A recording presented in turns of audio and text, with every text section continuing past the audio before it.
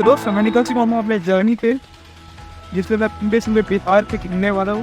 बिहार के हर एक डिस्ट्रिक्ट में जाने वाला हूँ और इस शायद भी मेरा मकसद होने वाला है कि बिहार जो कि सबसे ज़्यादा अंडर प्रिविलेज्ड है और सबसे ज़्यादा कम विकसित है, और कैसे आगे बढ़ सकता है, क्या वो खामियाँ हैं जो बिहार के अंदर है, कैसे हम इन खामियों को दूर कर सकते हैं और क्या होने वाला है। लेकिन देखेंगे हर एक जिला के स्वास्थ्य, शिक्षा, प्रशासनिक अफसरों से मिलेंगे, बात करेंगे और जानेंगे कि क्या उस जिला, जगह और स्थान व्यवस्था की समस्याएं हैं और क्यों वो समस्याएं हैं, क्या चाहते हैं वहाँ के लोग, कैसे उन समस्याओं का समाधान हो सकता है। इन चीज़ों को समझेंगे और कैसे बिहार की जोग्राफी पे यहाँ का इकोनॉमी कैसे काम करता है।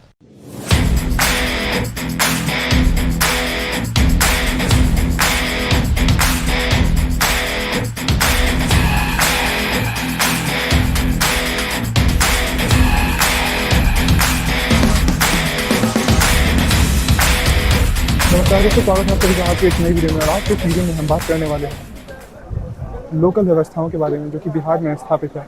तो आज मेरा पहला दिन है बिहार के दौरे में और यहाँ पे हम अलग अलग जगहों पे जाने वाले हैं, लोकल स्थितियों और परिस्थितियों को जानने वाले हैं। और अभी मैं बैठा हूँ मुजफ्फरपुर ज़िले के अंदर के जिला न्यायालय के व्यवस्था में, और यहाँ पर मैं बात करने वाला हूँ कुछ एडवोकेट्स एंड यहाँ के सचिव से। अभी मैं आया हूँ, कुछ लॉयर से बात किया, कुछ लॉयर को पिच किया, कुछ लोगों ने मना किया कि नहीं बात करूँगा, लेट्स सी। अब यहाँ पे जो एक लॉयर हमारे साथ आए हैं, उन्होंने कार्ड भी दिया है, ये वो कार्ड, एंड देन अब वो बोले हैं कि वो बात करवाएंगे सचिव से। लेट्स सी कि क्या होता है, हम बात करेंगे और जानेंगे कि कैसे काम करती है बिहार के अंदर, पूरी स्पेसिफिक मुजफ्फरपुर के अंदर की जिला की न्याय व्यवस्था।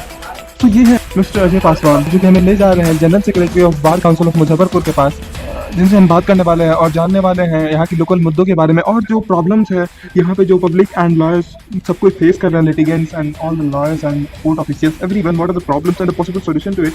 Will talk about each and every aspect and problems, so let's get to it. नमस्कार दोस्तों, स्वागत है आप सभी का आज के इस नए वीडियो में। और आज हम मिलने वाले हैं सर मिस्टर सज्जिदान सिंह एडवोकेट के साथ, एंड ये बताएंगे हमें यहाँ के जो न्यायालय की जो व्यवस्थाएं हैं, यहाँ की समस्याएं हैं और कैसे यहाँ की जो सिस्टम्स है वो काम करती है। इन चीज़ों के बारे में हम गहराइयों से जानेंगे इनसे। तो सबसे पहले सर, आप यहाँ के बारे में बताने से पहले सबसे पहले आप अपने बारे में बताइए सर, एंड थोड़ा डिटेलिंग दीजिए। मैं सज्जानंद सिंह एडवोकेट, जिला बार एसोसिएशन मुजफ्फरपुर का जनरल सेक्रेटरी हूँ जी। साथ ही साथ बिहार स्टेट बार काउंसिल का मेंबर भी हूँ जी सर। तो बार काउंसिल के मेंबर होने के साथ सर, आपको जैसे कि आप जिला के यहाँ पे सिस्टम्स के अंदर में काम करते हैं सर, तो कौन सी बहुत सारी प्रॉब्लम्स होती होंगी यहाँ पे जो आपको फेस करना पड़ता होगा लोकल लेवल पे, तो वो कौन सी प्रॉब्लम है ओवरऑल बेसिक मैं सबसे पहले जानना चाहूँगा ताकि मैं आपको क्वेश्चन कर सकूँ इन सारे टॉपिक्स के ऊपर। देखिए श्रीमान जी, बिहार में अधिवक्ताओं की समस्याएं अनंत हैं जी और स्पेशली मुजफ्फरपुर में। जी काफ़ी पुराना जस्टिस है मुजफ्फरपुर में जी सर। लेकिन सुविधाएं न के बराबर हैं, नगण्य हैं जी। आप इसी से अंदाज़ कर लें कि मुजफ्फरपुर में 82 जुडिशियल ऑफिसर्स हैं जी सर। लेकिन 82 कोर्ट रूम नहीं है जी। क्लर्क्स नहीं है, दूसरी सुविधाएं नहीं हैं, इंफ्रास्ट्रक्चर नहीं है। ये जस्टिस के बनस्बत बता रहा हूँ। जहाँ तक वकीलों की समस्या का सवाल है तो यहाँ लगभग 4000 वकील हैं, जिसमें 1500 से 2000 लोगों के पास बैठने के लिए जगह नहीं है, चेयर्स नहीं है। Yes sir. न माननीय उच्च न्यायालय का, माननीय सर्वोच्च न्यायालय का ध्यान इसकी ओर है, न राज्य सरकार या केंद्र सरकार इस पर कुछ कर रही है। एक बिहार स्टेट बार काउंसिल के चेयरमैन साहब ने, मिस्टर रमाकांत शर्मा जी ने एक PIL दाखिल किया था। पूरे बिहार में न्यायिक कार्यों को कर रहे अधिवक्ताओं के लिए इंफ्रास्ट्रक्चर की जो कमी है, बैठने की कमी है, इसके लिए जी वो रिट चल भी रहा है। केंद्र सरकार तैयार भी हो गई।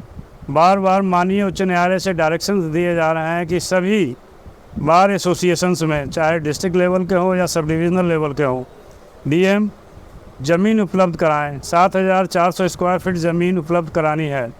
कुछ जगहों पर तो मिल गया, लेकिन अधिकांश जगहों पर सरकार ज़मीन भी उपलब्ध नहीं करा रही है। 79 लाख रुपया इस मद में प्रति बार एसोसिएशन के लिए रखा हुआ है। केंद्र सरकार ने अपना शेयर मुहैया भी कर दिया है, उसके बावजूद भी ज़मीन उपलब्ध नहीं करा पा रही है बिहार सरकार या DM साहब। जी सर। तो एक्चुअल में आपने जितनी भी प्रॉब्लम्स बोली हैं सर, तो एक्चुअल में इसका तो एक स्टैटिस्टिक्स आपके पास एक्यूरेटली आपने बताया है सर, ये सारे डाटा हैं सर। जो आपने बताया है, तो क्या प्रॉब्लम आ रही है बिहार सरकार को? ये प्रॉब्लम पता नहीं चल पा रहा है, इन प्रॉब्लम की गहराइयों को वो समझ नहीं पा रहे हैं, या फिर बजट का इशू है उनके पास, या फिर एडमिनिस्ट्रेशन का इशू है कि वो सही से जो ऑफिसर्स है वो अपने लेवल पे काम नहीं कर रहे हैं, बीच में जो पैसे आ रही हैं वो घपला हो जा रहा है? वो क्या रहा है सर एक्चुअली में प्रॉब्लम? पैसों का घपला नहीं हो रहा है, Yes. ये इतना आसान भी नहीं है यस सर। कि न्यायालय परिसर में किसी काम के लिए पैसा और उसका पूरी तरह से घपला हो जाए। Yes sir. सबसे बड़ी बात है, बिहार सरकार इंटरेस्ट भी ले रही है, एडवोकेट जनरल साहब खुद इंटरेस्ट ले रहे हैं जो बिहार सरकार को रिप्रेजेंट करते हैं। मूल समस्या है जो जिला स्तर पर डीएम साहब हैं और दूसरे पदाधिकारी हैं, जी अंचल के सर्किल ऑफिसर हैं और दूसरे लोग हैं, उनमें इच्छा शक्ति की कमी है। जी वो उनके पास न समय है इन कार्यों के लिए और न वो अपनी रुचि दिखाते हैं। उनको इससे कोई मतलब नहीं है, वकील परेशानी में है तो रहे। लेकिन सर वकील ये न सरकार समझ पा रही है, न डीएम साहब समझ पा रहे हैं और न दूसरे पदाधिकारी समझ रहे हैं जी कि ये समस्याएं सिर्फ वकीलों की नहीं हैं। वकीलों के साथ साथ क्लाइंट्स भी जुड़े हुए हैं, वकील भी जुड़े हुए हैं। जी ये समस्या उनकी भी है। अरे रखो भाई, ये समस्या उनकी भी है। जी यदि मौकिल को बैठने के लिए जगह मुहैया नहीं होगी, लिटिगेंट को पानी की सुविधा नहीं होगी, इस गर्मी में तपती धूप में उनके बैठने के लिए कोई शेड की व्यवस्था नहीं होगी, तो समझिए कि पूरी जनता ही बेहाल है, सिर्फ वकील ही बेहाल नहीं है। जी सर। तो पानी जैसे मूल समस्याओं का भी सब पूरे नहीं हो पा रहा है सर। पूरे 100 एकड़ के इलाके में आप अभी घूम कर चले जाएं, जी एकमात्र जिला बार एसोसिएशन ही है जहां इनके पास 3, 4, 5 जगह पीने का पानी उपलब्ध है। उसी से न्यायालय कर्मी भी पानी पी रहे हैं, उससे लिटिगेंट्स भी पानी पी रहे हैं, वकील भी पानी पी रहे हैं। सरकार पूरी तरह से इसमें फेल हो गई है। ना डीएम साहब को इसका कोई ख्याल है, ना नगर निगम को इसका कोई ख्याल है। जी सर। और अभी मैं जैसे आ रहा था यहाँ पे रास्ते में तो देखा वकीलों के बैठने के स्थान भी बहुत ज़्यादा व्यवस्थापित दिख नहीं रहे थे सर। कुछ नहीं है, ये किसी तरह से हम लोग आपसी सहयोग करके जी कहीं कुर्सी खरीद लेते हैं, कभी एकदम बहुत ज़्यादा एकदम तिरपाल लगा करके, कभी दूसरे तरीक़ों से। निश्चित तौर पर दयनीय हालत में मुजफ्फरपुर के अधिवक्ता है। इसको आपके हिसाब से कैसे इसकी बेहतरी की जाए? क्या समस्याएं हैं? बस जो माननीय उच्च न्यायालय ने जो डायरेक्शन दिए हैं सिर्फ उसका ही अनुपालन हो जाए तो फिलहाल 10 वर्षों तक अधिवक्ताओं को बैठने की समस्या समाप्त हो जाएगी। जी सर। जी, उन्होंने 7,400 स्क्वायर फीट कंस्ट्रक्शन के लिए जगह निर्धारित किया है। केंद्र सरकार और राज्य सरकार ने मिल करके पैसा भी मुहैया करा दिया, जी लेकिन जगह नहीं है। तो जो मुहैया करा दिया है लेकिन जगह नहीं, ऐसा कैसे हो सकता है?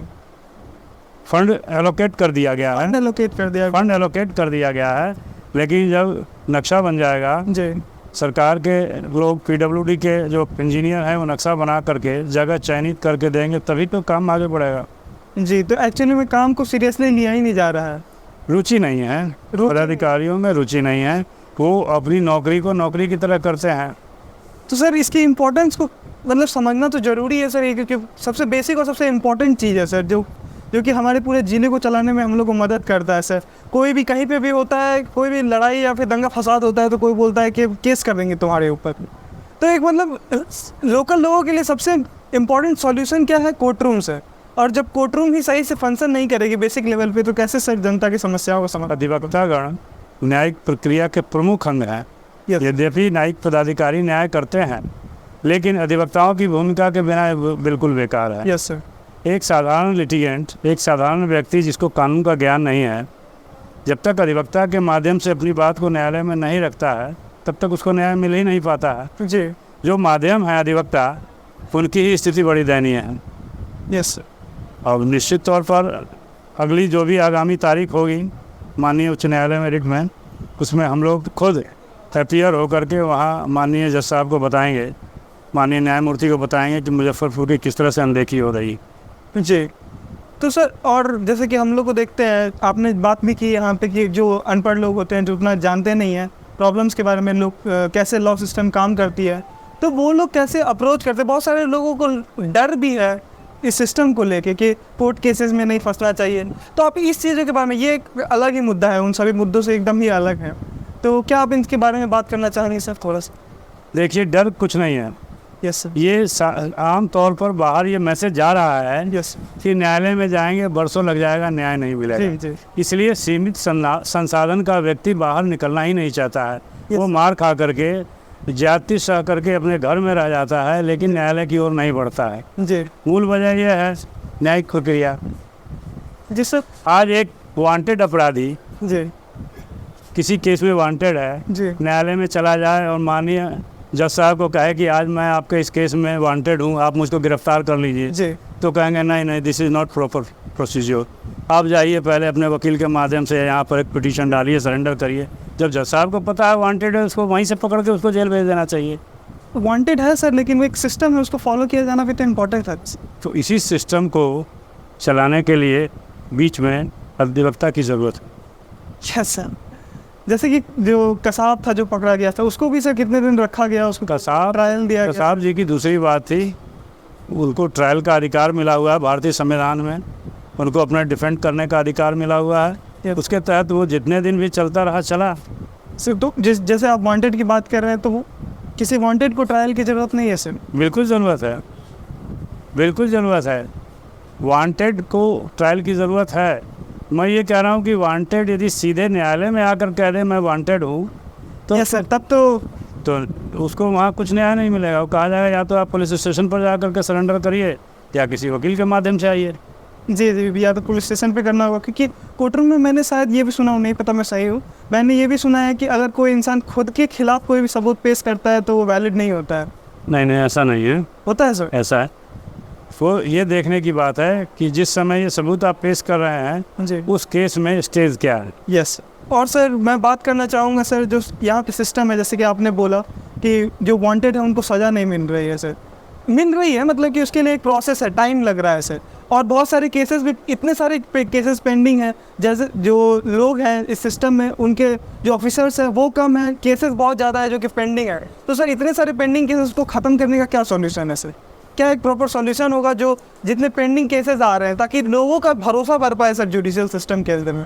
पिछले 2-3 वर्षों में काफ़ी तेज़ी से केसेस की में कमी आई है, पेंडिंग केसेस में कमी आई है।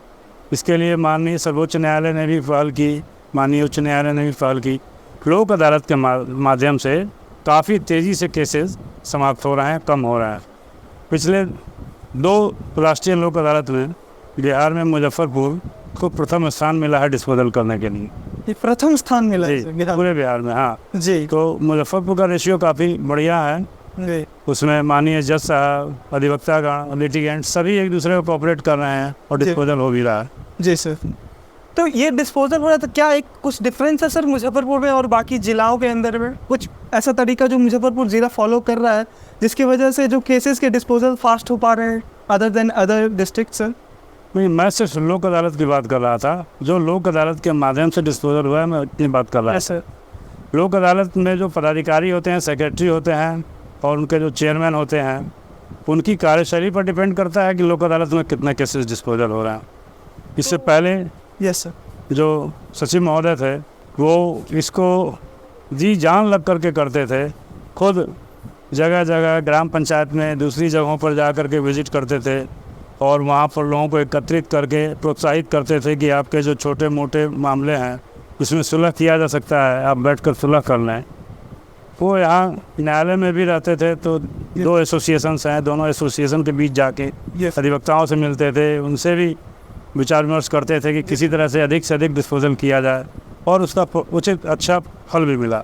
जी सर, रिजल्ट भी बेहतर दिखाई दिया। जी सर। तो अभी तक में आपने जितनी भी बार दोहराया है कि कैसे सिस्टम्स एंड जो भी प्रॉब्लम्स है उसका सॉल्यूशन किया जाए, हर बार आपने ये चीज़ नोटेबली कहा है कि सर लोगों जो काम कर रहे हैं, जो लोग, उनकी रुचि पे निर्भर करता है। आपने फिर से एक बार कहा कि वो उनके कार्यशैली पे निर्भर करता है।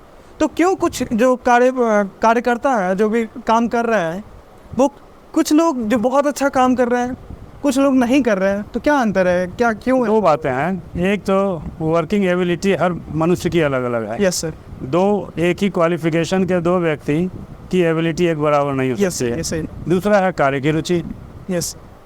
यदि एबिलिटी बहुत ज़्यादा है लेकिन रुचि नहीं है, तब भी जैसा चाह रहे हैं वैसा रिजल्ट नहीं आएगा। रुचि नहीं होने की क्या वजह हो सकती है? एक कि मैं एकदम सिक्योर हूँ, सेफ हूँ, मेरा मंथली इनकम फिक्स है, ये, या फिर ये कि मुझे कोई फ़र्क नहीं पड़ता है, कुछ भी हो, मेरे अपने लाइफ से मुझे मतलब बस चल रहा है ये? देखिए, इस पर तो कुछ विशेष कहने की ज़रूरत नहीं है, इसलिए कि न्यायिक पदाधिकारी इससे जुड़े हुए हैं। तो बहुत भीतर जाके कहना उचित नहीं होगा। पदाधिकारी के लिए नहीं है सर, ये एक इंडिविजुअल इंसान भी होता है, नहीं। कोई भी गवर्नमेंट सर्वेंट सर। डिस्पोजल की बात कर रहे हैं, इस संदर्भ में मैं कह रहा हूँ जी जी जी कि ये कहना थोड़ा बेहतर नहीं होगा कि उनकी रुचि नहीं है या क्या है, लेकिन हर न्यायालय में जाएंगे और वर्क करने का तरीका देखेंगे, तो हर माननीय का कार्य करने का तरीका अलग अलग। Yes sir. और सर आप यहाँ के जो लोकल जो और प्रॉब्लम्स क्या है सर, जैसे कि मैं सामने ही देख पा रहा हूँ सर, वहाँ पे थोड़ा दूर पे ही तो वहाँ पे दीवार सर गंदा सा कुछ दिख रहा है, तो उसके लिए जो छोटे छोटे प्रॉब्लम्स है सर, जैसे कि साफ़ सफाई से रिलेटेड, ये सारी चीज़ों को क्यों नहीं ध्यान में रखा जा रहा है? कोर्ट रूम्स का अरेंजमेंट पूरा एक प्रॉपर वो क्यों नहीं हो पा रहा है सर? ये पूरी तरह से वकील के बैठने की जगह, वकील का एसोसिएशन, वकालत खाना, इस पर ना सरकार की नज़र है और न माननीय न्यायालय की नज़र है। ये इसको बिल्कुल बेसहारा छोड़ दिया गया। अब वकीलों अंदाज किया जा रहा है सर एक तरह से। हाँ, बिल्कुल छोड़ ही दिया गया है। और वकील खुद आपस में चंदा करके कुछ पैसा इकट्ठा करके कभी बैठने के लिए कुर्सी खरीद लेते हैं, कभी बैठने के लिए कुछ बिल्डिंग का निर्माण कर लेते हैं, कभी इसकी वाइट वॉशिंग कर लेते हैं। Yes sir. और आप ज़्यादा बेहतर समझ सकते हैं इस महंगाई के दौर में जी सर। इस तरह से बहुत कुछ परफेक्ट नहीं किया, परफेक्शन नहीं आ सकता है। जी सर। पैसा इकट्ठा करके जिसके पास अपना परिवार भी हो, उसमें से कर्टेल करके संस्था को चमका कर रखना थोड़ा दुरूह कार्य है। जी फिर भी अधिकतम प्रयास होता है जी कि जो भी मूलभूत सुविधाएं मिलनी चाहिए वो अधिवक्ताओं के बीच उपलब्ध कराने का हम लोग प्रयास करते हैं। यस। मिल भी रही है। अभी रिसेंटली सरकार की ओर से मायूस होकर के 2018 में केंद्र सरकार ने आश्वासन दिया कि जितने भारतवर्ष के अधिवक्ता हैं यस उनका इंश्योरेंस और मेडिक्लेम कवरेज होगा। पूरे भारत से डिटेल्स मंगा लिया, उसके बाद विधि मंत्री चले गए तो वो खटाई में चला गया योजना। सर। काफ़ी विचार विमर्श करके हम लोगों ने जिला बार एसोसिएशन मुजफ्फरपुर के लोगों ने तय किया है कि सभी अधिवक्ताओं का 5 लाख रुपए का एक एक्सीडेंटल बीमा अभी शुरू कर रहे हैं, जी, जिसमें एक्सीडेंटल मृत्यु के अलावा स्थायी अपंगता को भी शामिल कर रहे हैं। तो सर इसके बारे में थोड़ा डिटेलिंग दीजिएगा, क्या 5 लाख का ये क्या स्कीम है, कैसे काम करता है? सभी अधिवक्ताओं ये पहली बार शुरू कर रहे हैं यहाँ योजना, यस सर। और जब प्रारंभ हो जाएगा तो फिर धीरे धीरे इसमें और कवरेज बढ़ाएंगे। अभी तो एक्सपेरिमेंट हो रहा है। इसमें सभी अधिवक्ताओं का 5 लाख रुपए का एक्सीडेंटल बीमा कराया जा रहा है जी sir. New India insurance company की ओर से, जी सर। जिसमें उनकी डेथ होने पर, परमानेंट डिसेबिलिटी होने पर या परमानेंट पार्शियल डिसेबिलिटी होने पर उनको कंपनसेशन इंश्योरेंस कंपनी देंगे। यस। तो ये सर एक जॉब सिक्योरिटी की तरफ एक कदम बढ़ाया जा रहा है, एक तरह से कह सकते हैं। हाँ, ऐसा मान सकते हैं, ऐसा मान सकते हैं। और एक प्रयास हो रहा है, अभी तो एक्सपेरिमेंट जैसा है। Yes sir. 1-2 वर्षों में समझ में आएगा कितना फ्रूटफुल है। Yes sir. तो बिहार की जो सर जुडिशियल सिस्टम है ये सेंट्रल लेवल पे कंट्रोल होती है सर? नहीं, बिहार की जुडिशियल व्यवस्था, न्यायिक व्यवस्था बिहार सरकार के अंदर नहीं, माननीय उच्च न्यायालय के अंतर्गत। अच्छा, उच्च न्यायालय बिहार की, Patna high court. Sir Patna high court के अंदर में। तो सर ऐसा कुछ डिफरेंसेस भी होते हैं अदर स्टेट और बिहार के अंदर की जुडिशियल सिस्टम? हर एक जगह तो सेम ही होता है? न्यायिक प्रक्रिया, एडमिनिस्ट्रेशन भी सेम है। कुछ पावर्स हैं जो अलग अलग हैं, कहीं राज्य सरकार को मिला हुआ है और कहीं सबका सब माननीय उच्च न्यायालय के पास है। सर थोड़ा पावर डिफरेंस के बारे में आप बता सकेंगे? नहीं, उसको मैंने रीड नहीं किया है। अदर स्टेट के बारे में उसको जानकारी नहीं। Okay sir, thank you very much. Thank you sir. धन्यवाद सर।